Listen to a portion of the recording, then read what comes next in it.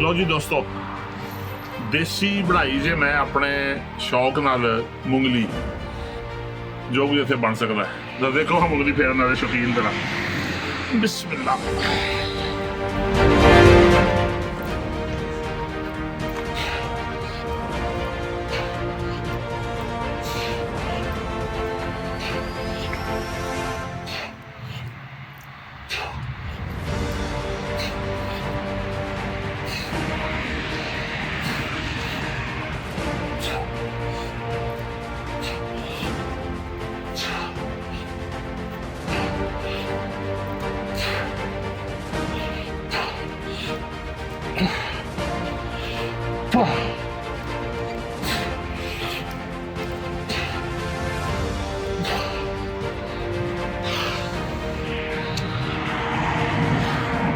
ਸ਼ੌਕ ਦਾ ਮੁੱਲ ਕੋਈ ਨਹੀਂ ਭਰਾਵਾ।